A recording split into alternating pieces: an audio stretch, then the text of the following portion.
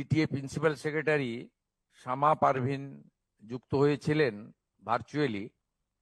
আর এখানে আমাদের দার্জিলিং এবং কালিম্পংয়ের ডিস্ট্রিক্ট ম্যাজিস্ট্রেটরা ছিলেন, ডিজাস্টার ম্যানেজমেন্টের প্রিন্সিপাল সেক্রেটারি, মিউনিসিপ্যাল অ্যাফেয়ার্সের প্রিন্সিপাল সেক্রেটারি, আমাদের হোম সেক্রেটারি ছিলেন, অ্যাডভাইজার টু সিএম ছিলেন এবং পুরো অ্যাডমিনিস্ট্রেশনকে লিড করেছেন চিফ সেক্রেটারি।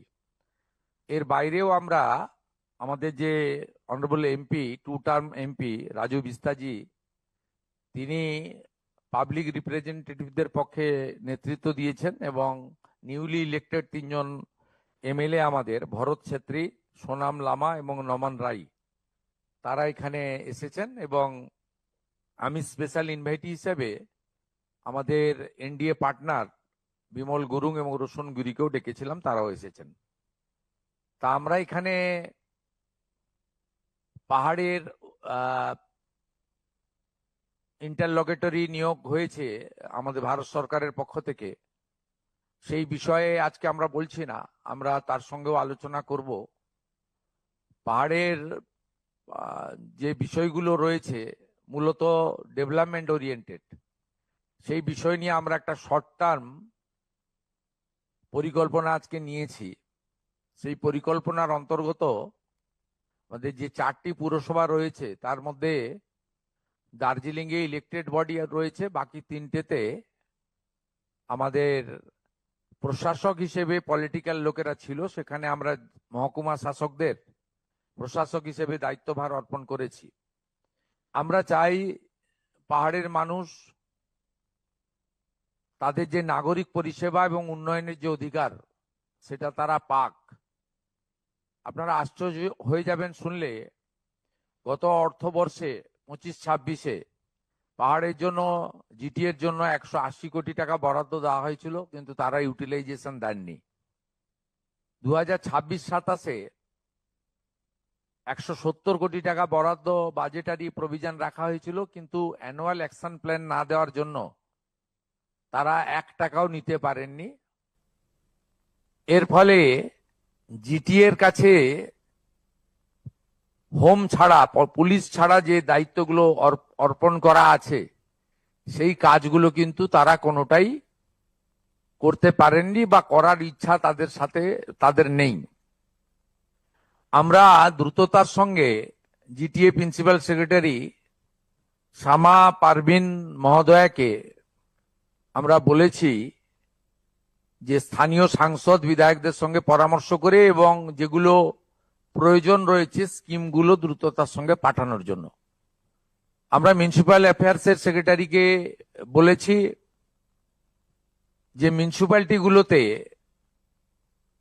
আমাদের যে বেসিক মিনিমাম এমিনিটিস অর্থাৎ drinking water, road, health system, education এবং স্ট্রিট লাইট থেকে শুরু করে, পার্কিং থেকে শুরু করে, বাস স্ট্যান্ড থেকে শুরু করে আমাদের অন্যান্য যা রয়েছে টুরিস্ট স্পটেস, টুরিস্ট এমিনিটিস, এই বিষয়গুলো পুলিশ এবং অন্যান্য ডিপার্টমেন্টের সঙ্গে কোঅর্ডিনেশন করে ইমিডিয়েট করতে। আমাদের উত্তরবঙ্গে প্রায় 25টা মতো বড় চা বাগান দীর্ঘদিন ধরে বন্ধ আছে। এর ফলে হাজার হাজার চা শ্রমিক বেকার হয়ে আছে। আমাদের মাননীয় প্রধানমন্ত্রী 2021-এর বাজেটে চা শ্রমিকদের জন্য স্পেশাল প্যাকেজ দিয়েছিলেন 1000 কোটি টাকার। সেই প্যাকেজ অনুযায়ী রাজ্য সরকারের কিছু ভূমিকা ছিল, কমিটি বানাতে হতো, তারা সেটা বানাননি। এর ফলে আমাদের উত্তরবঙ্গ চা বাগান এলাকা বঞ্চিত হয়েছে। ইতিমধ্যে আসাম সরকার এই কর্মসূচির সুযোগ নিয়ে তারা 370 কোটি টাকার কাজ করেছেন, কিন্তু আমাদের গত সরকার বন্ধ চা বাগানের শ্রমিকদের প্রতি উদাসীন ছিলেন, যেহেতু তারা তাদের ভোট দিতেন না, তাই তারা এই সুযোগটা নেননি। আমরা টি বোর্ডের deputy chairman is mister Murugan সাহেবকে এখানে ডেকেছিলাম, তিনিও এখানে আছেন। তাকে অবিলম্বে আসামে ভিজিট করে এখানেও চা শ্রমিকদের যে কর্মসূচি মাননীয় প্রধানমন্ত্রী নরেন্দ্র মোদীজির ড্রিম প্রজেক্ট, এটা কার্যকর করার জন্য বলেছি এবং পাহাড়েও যে 10 থেকে 12টি চা বাগান বন্ধ আছে সেখানেও 10,000-এর বেশি শ্রমিক কষ্টে আছেন, তাদেরকেও এই প্যাকেজের আওতায় আনতে পারি। ভারত সরকার আমাদের অ্যাপ্রক্স, আমাদের মাননীয় মন্ত্রী পীযূষ গোয়েলজি বলেছেন যে 300 কোটি টাকা পর্যন্ত তারা এই অর্থবর্ষে, আমরা যদি প্রপার গাইডলাইন ফলো করি, দিতে পারেন।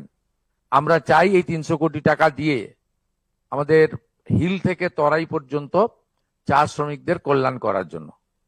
আমাদের গতবারে যে ডিজাস্টার হয়েছিল তাতে 100টা মতো বাড়ি আমাদের ভেসে গেছিল, বা তারা শেল্টারলেস হয়ে গিয়ে এখনো তারা কমিউনিটি হলে রয়েছে।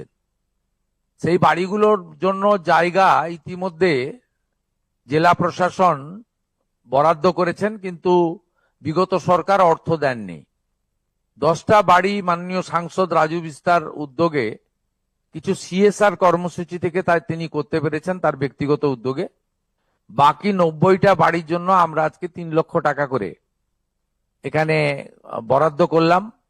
জেলা শাসক মহোদয়া দ্রুততার সঙ্গে এই বাড়িগুলো নির্মাণ করবেন, এবং স্থানীয় বিধায়ক ভরত ছেত্রী তিনি এই বিষয়টা উত্থাপন করেছেন, সেটা আমরা আজকে এখানে সিদ্ধান্ত নিয়েছি। এর বাইরেও বেশ কিছু অভিযোগ আমাদের আছে জিটিএ নিয়ে। একটা হচ্ছে টিচার রিক্রুটমেন্ট স্ক্যাম। সেই টিচার রিক্রুটমেন্ট স্ক্যামে প্রায় 400-র বেশি টিচারকে অবৈধভাবে নিয়োগ করা হয়েছিল। কলকাতা হাইকোর্টে মামলা ছিল এবং সেখানে সিবিআই ইনভেস্টিগেশনের অর্ডার হয়েছিল। তদানীন্তন রাজ্য সরকার সুপ্রিম কোর্টে গিয়ে এই মামলায় স্থগিতাদেশ দিয়ে রেখেছেন।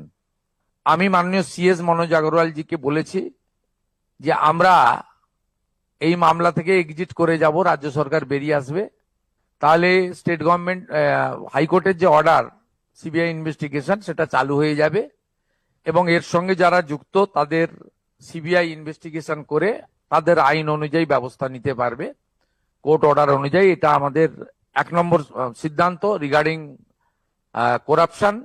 সেকেন্ড হচ্ছে, এখানে গোর্খা জনমুক্তি মোর্চার পক্ষ থেকে আমাদের অমৃত প্রকল্পে প্রায় 1200 কোটি টাকার ওখানে জল কানেকশন নিয়ে একটা অভিযোগ দিয়েছেন, আর জিটিএর জেনারেল কিছু দুর্নীতি নিয়ে অভিযোগ দিয়েছেন।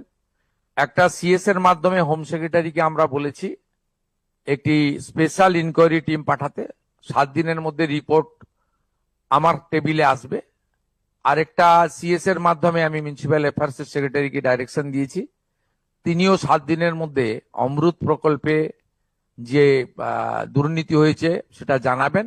আপাতত যে এজেন্সি কাজ করেছে তাকে যতক্ষণ না ইনভেস্টিগেশন কমপ্লিট হয় ব্ল্যাক লিস্টেড করার জন্য আমরা আজকে এমইডি সেক্রেটারিকে আমরা ডাইরেক্ট করলাম, এবং তিনি পিএইচই কেও জানিয়ে দেবেন, যাতে যতক্ষণ না ইনভেস্টিগেশন কমপ্লিট হচ্ছে এই এজেন্সি ব্ল্যাক লিস্টেড থাকবে। এর সাথে সাথে আসন্ন বর্ষার মরশুমে প্রি মনসুনের যে কাজগুলো গুরুত্ব দিয়ে করা যায় তার কথা বলা হয়েছে, এবং কালিম্পংয়ে একটি মেডিকেল কলেজের জন্য ডিএম ম্যাডাম জায়গা ইয়ারমার্ক করবেন, বিধায়ক সাংসদের পরামর্শ নিয়ে একটি ডিপিআর মানিয়ে দ্রুত পাঠালে ভারত সরকারের যে কর্মসূচি রয়েছে কস্ট রেশিও সিস্টেমে, সেই সিস্টেমে আমাদের যে 4টি জেলাতে এখনো মেডিকেল কলেজ হয়নি তার মধ্যে কালিম্পংয়েও আমরা একটি মেডিকেল কলেজ করতে চলেছি। আমি 3 জন বিধায়ককে পরামর্শ দিয়েছি অবিলম্বে এডুকেশনাল ইনস্টিটিউশন, ট্যুরিস্ট শেল্টার এবং আমাদের হসপিটালগুলো আপনারা ভিজিট করুন।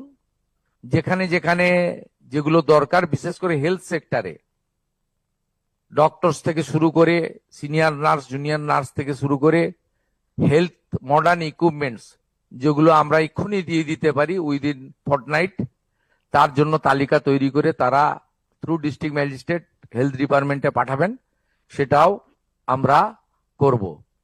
ফাইনালি আর কথা না বাড়িয়ে, অনেক ডিসকাশন হয়েছে, আমরা পাহাড়ে গিয়েই বলবো।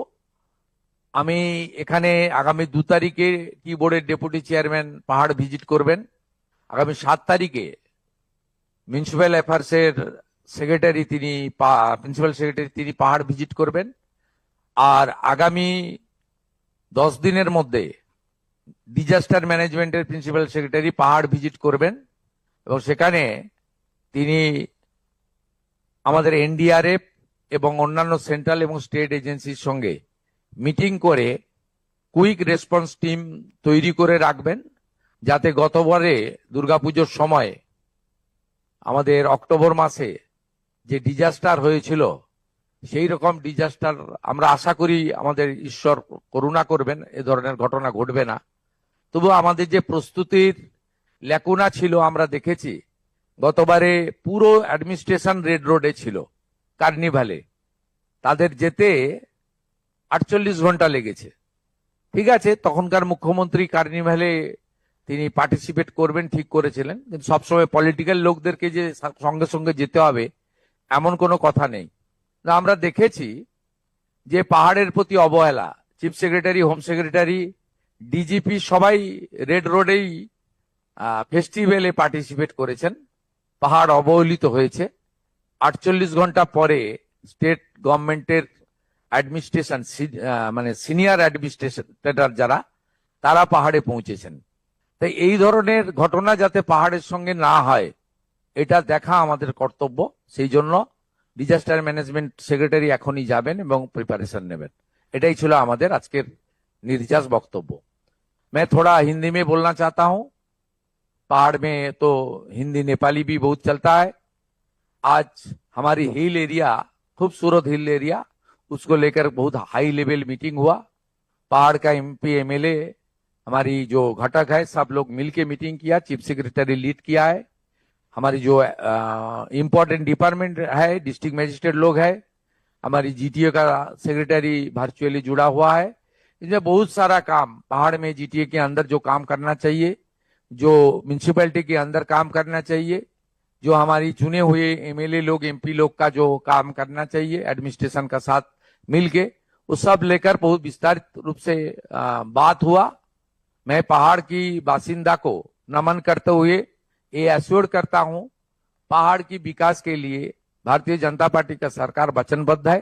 हम लोग काम शुरू कर दूंगा, कुछ शॉर्ट टर्म में काम करूंगा और कुछ लॉन्ग टर्म में पहाड़ के लिए जो जो उम्मीद आपका है हमारी ऊपर, वो उम्मीद पूरा करने का काम पश्चिम बंगाल का सरकार, आपके चुने हुए सरकार करेगा। यही बात था।